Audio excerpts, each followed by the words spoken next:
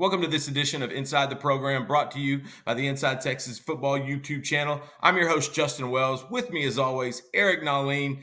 Hey, 24 hours, E. In 24 hours, we have a spring game. We have gone through all the spring practices, and now we get the actual nitty-gritty good stuff, weather permitting. Please, first off, like this video. Subscribe to the Inside Texas Football YouTube channel. Help us keep climbing to get to that 7,000 mark. Also, come see us at InsideTexas.com. Use a promo code IT1 to get you 2 months of InsideTexas.com for only $1. That's 50 cents a month. There might be inflation, but not at Inside Texas. We're about deflation. We want to give the people what they need. Eric, let's just jump into it, man. This has been a fun spring. We've been killing it with the practice reports, and now we get to kind of dig into the fun stuff on Saturday. Again, weather permitting. Let's go through the practice. Let's go through this last practice yesterday, and kind of just go through the positions and empty our notebook and on what we saw Thursday, or rather we heard about Thursday, and then basically what we want to see on Saturday. I'm gonna start off with quarterback play.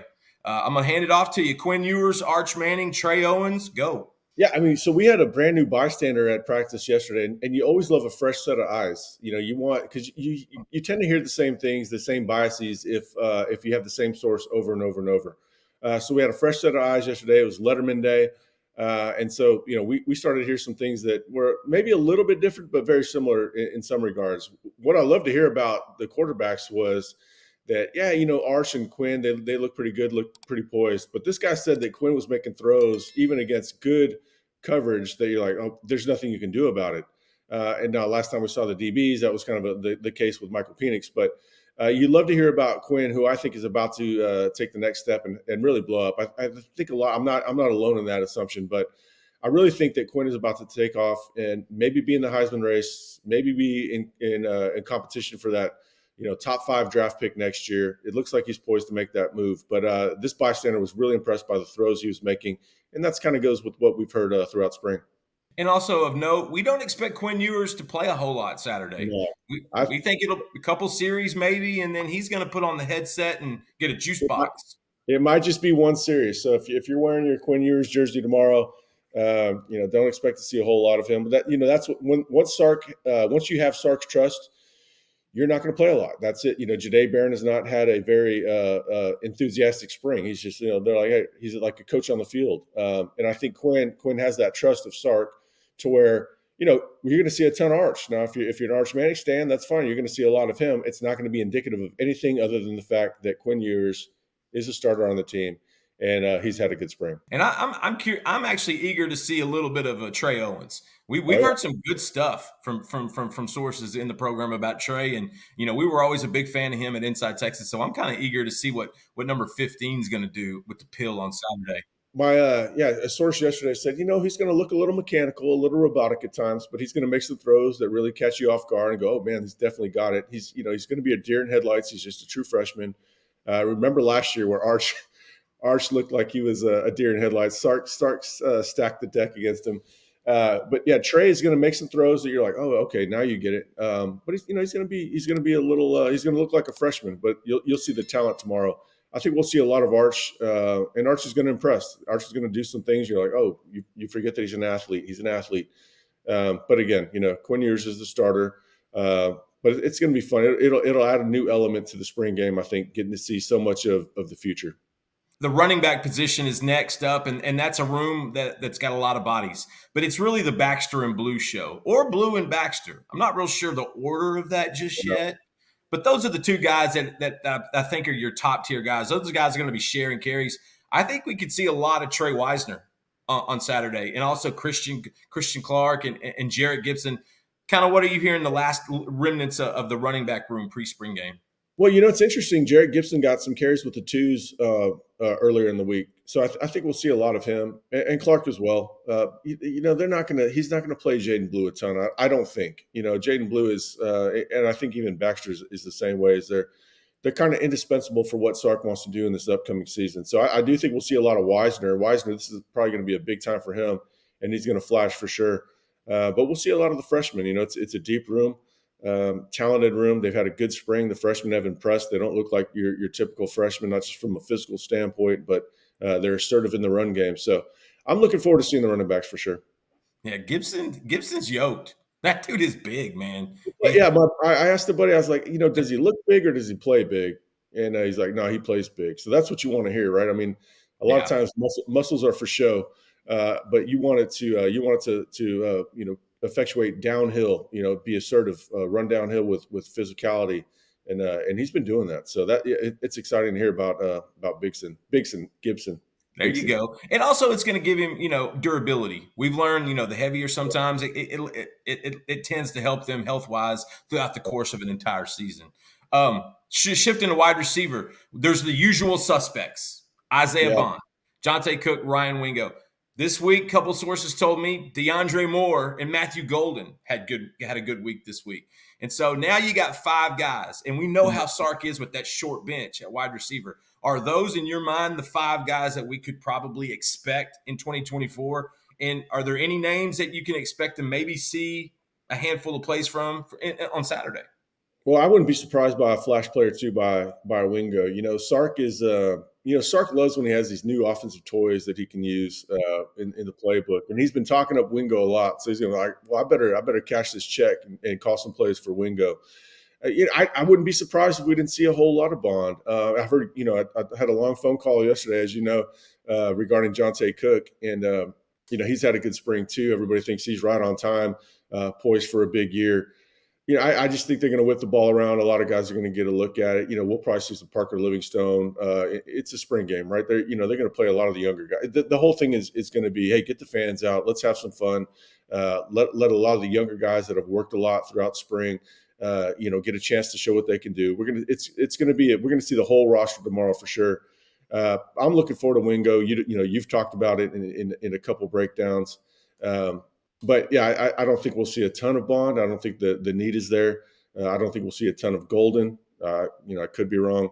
But it's a short bench, but it's a talented bench. The beauty also, you said Sark likes to play with new toys. For guys like us, I like to have new nicknames Oh, for okay. Twitter during What do we game have? days. So we got Parker romancing the Livingstone, Oh, great movie. Great movie. and we've got Ryan Wingo on a prayer. And so Oh, okay. All right. I think we've got something to work with. We're like Sark. We like to be creative. We like to bite from others a little bit to make it our own. So Yeah. tied in. Not a lot to say there. Gunnar Helm, Amari Niblack, and everybody else. Any other notes or anything of interest you want to add to that? Juan Davis has had a really good spring. I don't want him to get lost in the shuffle. He's had his best spring. He's a talent. He's a talented receiver. I mean, Yes. we saw it in his very first spring, I think, where he caught a ball over the middle and just shot upfield, and you could just see the burst. I mean, that athleticism is still there. So I want to see Juan, man. I'm a Juan Davis fan. I'm a fan of anybody that sticks in the program and waits their time. It shows a certain level of maturity. It shows a certain level of the school and the program. Hey, this is the place I want to be. So I'm hoping to see some Juan Davis, and I wouldn't be surprised if he makes a big play or two, because he's a legit talent that just hasn't really had his chance yet. He definitely has that athleticism, and that's like you said. Any guy that sticks around, you got to like that, because he's working to keep that position, to keep that scholarship yearly. We're going to finish with the offensive line, because that, to me, if that group keeps growing and maturing like they have over the last few years, that's going to be one of your strengths in the program heading into the SEC the first year. The 10 Yeah. spots is what they want to have down. Starting ones, one left tackle to right tackle, then the starting twos. We think there's going to be about 7 or 8 guys that they're going to rely on. And so, what are things you want, without us really going into a depth chart, what are you wanting to see from like certain positions? Like for me, I want to see what Trevor Gooseby looks like playing some left tackle and some right tackle, because it sounds like he's the number 3 guy behind Kelvin Banks and Cam Williams, at least at this moment. I'm curious to see that. What about you? What are you kind of looking for from that bunch? Yeah, I just want to see those guys blow everybody off the ball. If they're playing the first team defensive line or the second team defensive line, it'll probably be ones versus twos. That Sark's not going to want to give us too much. Just blow everybody off the ball. That's the force multiplier in the program outside of Quinn at quarterback in his third year is the offensive line. That's going to make everything easier on the offense. The run game, the passing game.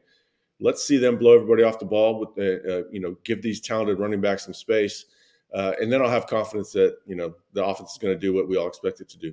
We're going to shift over to defense, and easily the most important spot on the team on the defensive side, that's the defensive line. You've got Alfred Collins and Vernon Broughton. You know what you have in those guys. After that, it muddies the water a little bit. There's definitely players there, but there's some things to be sorted out at this point, which is also going to be why we talk about the transfer portal here just in a minute, because defensive tackles are definitely something that they're going to go portal hunting for, and something we have talked about ad nauseum. After Collins and Broughton, what are you wanting to see from this bunch? And if I hear the word run fits one more time in a practice report, I don't know what I'm going to do. Yeah, I mean the problem with that is, we write these reports one after another, and the importance is that you have these themes. Everything that becomes a theme is something that you have to watch for going into the off season, further into the off season, and then in August we're going to watch it again. And then if we're starting to hear about it, if we're still hearing about it late in August going into September, you're like, this is going to be a problem. This is going to be something that they have to figure out on the field. So I'm not going to use that term that you don't want me to use, but that's something that we have to watch for sure. I think help is on the way via the portal. I'm not super scared about it, and I think also good coaching is going to be continued with Johnny Nansen and the linebackers. I think there's just I think Nansen is teaching the run fits a little differently than Choate did, and so I think there's a little bit of the linebackers are just getting used to his coaching style. I'm not worried about it. Everybody thinks Nansen's a stud coach. Detail oriented. He's going to get it figured out. The players are going to get it figured out. It's not something I'm worried about beyond defensive tackle. And then with defensive tackle, I'm not really worried about it because, again, we cover the portal very closely. And, something that has been a positive note this spring has been the edge play. It's been the one spot that really Sark wanted to upgrade, and it seems that they've done that in spades. You've got your usual suspects: Barron Sorrell, Ethan Burke. We've heard Trey Moore doing a lot of stuff. Colin Simmons. That's going to be a guy I think not only we want to see on Saturday, but fans really want to see, donning that number 11. What is the edge spot? What do you want to see coming out, from the spring game from that position?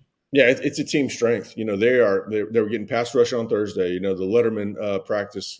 Joe Cook wrote some good notes about it. Is that first, second team edges are getting a pass rush. It doesn't matter if they're going against first team offensive tackle, second team offensive tackle. They're getting in the backfield.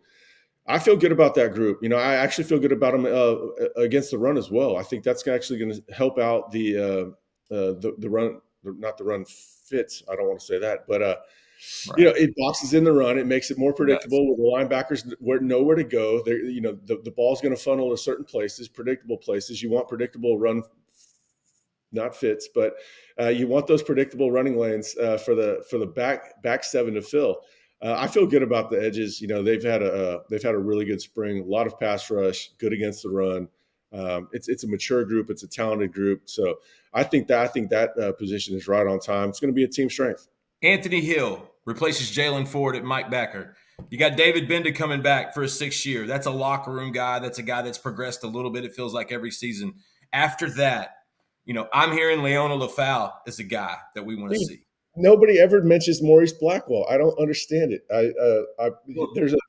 There are 3 linebackers the way they look at it, and then Leonga. Now that they love Leonga, so I don't want to leave him out. Now, right? Yeah, I meant him as a backup to Hill. Yeah, as a backup to Hill for sure. Yeah, Maurice is going to play a lot. They love Maurice, the energy, the physicality. He's got more size. Yeah, but Bendis had a good spring. Anthony Hill's the best linebacker on the team, so we have to get ready for this reality where he's probably a 3-year player. Very talented, coachable. He just, every practice he comes out a better player, and he's a stud talent. So that's exciting. That's what you want to hear. It's what we're hearing about a lot of these guys. Ryan Owingo, every practice he's better after it. The quarterbacks, every practice they're better after it. So get this elite talent and develop them, and you start to have a really good team. Anthony Hill is part of that. We can't forget about Blackwell. This is a kid that loves the Steve Miller Band. Because when they say, call me Maurice, that's when a guy comes out and he's ready to go. That has to be one of the most overrated songs of all time. Don't hold that against him, Texas fans. It's early. We're going to continue. I'm going to knock that. Let's go to cornerback because we can't have that. We're going to go to cornerback. Manny Muhammad. We got Gavin Holmes, we've got Terrence Brooks, you got the young ones. What are you looking for in that position? Because I feel like Manny Mahomes by the end of the season is going to be a top 3 or 4 player in this program. Yeah, yeah. Muhammad's, he was the best player on the field last Saturday during that scrimmage. So I Yes. wouldn't be surprised if that wasn't the same case. I don't think some of these guys we're just not going to see a lot of. We'll see Muhammad. Don't get me wrong. I just don't think that he's going to play a lot because what's the point? He is already one of the top 10, You 15 know guys what you on have. the program. Yeah. What's the point? And he doesn't need the reps because he's been training like a pro since he was a sophomore in high school. So it's not like he's a guy that you're like, hey, we need to see what he's going to do when the lights are on. I mean, I've heard good things about Gavin Holmes. People said that he's a better player than he was last year. Terrence Brooks, he's a good player as well. I'm looking forward to see the young guys, the freshmen. They got a couple freshmen in the program. Let's see what they can do. Give me some Kobe Black. Give me some Wardell Mack. Give me some redshirt freshman Warren Roberson because we know this guy can make plays when they put him on Yeah, the field. yeah, I should mention that. Yeah, Roberson was mentioned yesterday with a source I talked to. It said, he had a quiet spring. It's like, no, it's okay. Warren's doing better in the last few weeks. He's coming on. They love Warren. His upside is he's probably the most athletic DB in the program. And if you're the most athletic DB in the program like Texas, you're a legit athlete. We'll see very little of Jahdae Barron. How big has Jalen Gilbo been this spring at that nickel spot? Yeah, I wouldn't just say the spring. I always love these tidbits where, and this goes back to like Quinn 2 years ago. We're like, oh wow, the light's coming on for this guy. You led that charge. We're like, hey, look, he's taking things a little bit more seriously. We've done that before with other guys. We knew Tavondre Sweat was turning over. And so with Jalen and Sark mentioned this a couple of weeks ago, where it's like, hey, it's good to have you back. And there's a lot of negative space in our coverage, and not negative like we're negative towards the players. Like there's just nothing there. We don't write about the guy for a long time, and when you do write about him, then that means that he's coming on. Like there's actually the lights on. This guy's serious. He's ready to go. And we were talking about this in our text chains and all this. Like I'm trying to figure out, hey, what's the deal? Why is the light coming on for him now? He just sees opportunity. I think Barron's playing a more corner. Barron's got a quiet spring because they know what he can do. The light's coming on because of opportunity, and that's usually that or money is the reason. Like I'm getting ready to go in the draft. I'm looking forward to see Jalen Gilbo. He's always been a talented player. He came in, the first month or two he was on campus. Everybody was talking about the talent he is. So that's an exciting development. You want to see that guy. We don't need to see Jahdae Barron. We know what he can do. Bring it on, Jalen. Let's Yeah, give me a safety you want to see. I mean, you know who I want to see, Jelani McDonald. But give me a safety you want to see in this bunch. Derek Williams. I mean, I The want to see Raptor. McDougal too. I kind of led the charge on. We took so much shrapnel talking about how good Taft played versus Baylor last year, and that's where I felt like, oh wow, this guy is actually probably the best safety in the program. I want to see him. Is he bigger and faster? Because he gets so much. He gets the it's the backhand compliment where he's the coach on the field. I want to see, is he bigger and faster? Because if he's bigger and faster, that's a pretty good player. Jonah Williams was talking about him not too long about him. Like he's something to watch. So I do want to see, is he bigger and faster? Okay, but also Derek Williams because he's just a different talent back there. Size, speed. This is like he's an NFL guy. He's a 3-year talent. Manny Muhammad, 3-year talent. Yeah. Anthony Hill, 3-year talent. I want to see the 3 years talent guys play like it. I want to see a little bit of Makuba. I want to see what Makuba looks like. I kind of want to see where his versatility. I don't think we'll see a ton of him, but that remains to be seen. I'll tell you someone else who's a coach on the field. He's also a coach in the courtroom. That's Andre the lawyer. Listen, he's located in Dallas, Texas, and he helps out injured Longhorns with car wrecks, slip and falls, 18-wheeler accidents, on-the-job injuries, wrongful deaths. Andre is a proud member at Inside Texas, and if you're hearing this, he wants to help you. Give him a call at 214-444-8808. Andre the lawyer, that's the guy you need. If you get stuck, Longhorns, give him a call. He's going to help you out. Andre the lawyer at 214-444-8808. The best portion of the show is right now, and that's Portal Talk. Amen. Because it's all portal right now. And something you had learned a few days ago, we knew about the defensive tackles. We knew that they're going to go after a handful. but you're hearing now that they may go for that BPA, a best player available. They're all in on this 2024 season. They Yeah. could be a little bit more active than we originally thought. What's the latest? And I'm talking Wild Bill Norton. I'm talking Jay Twell. I'm taking all these guys. What are you hearing? Yeah, I mean they're going to be super aggressive. Everybody, Texas fans forever have had the fever dreams of a fully weaponized Texas, and I'm not going to say that they're going to get everybody they want, but they are being super aggressive. They understand that this year is a championship window, and so yeah, I mean, we wrote the other day they might take 3 defensive tackles. I don't know if it's going to work out that way. But I feel good about Norton. I think Toya, they've got a good chance for him. The UCLA guy. Some people think he's the best defensive tackle in the portal, even outside of Dominic Williams. They're going to be on Dominic Williams. I mean, that's why to me, that's why I said earlier in the show that it doesn't matter to me what the run looked like, because it's going to look different in August. They're bringing in guys. They understand the hole in the program. They got to plug it. That Sark inherited the best defense. The best position that Sark inherited was D tackle, and that's not what he still has. And so they've got to fix it. They're committed to fixing it. They think they can win a national championship this year, and they're going to go all in. Guys, there's one other thing you need to know, and that's Posse East on Saturday, 2900 Duval Street. Come see us. Inside Texas is going to be there, rain or shine.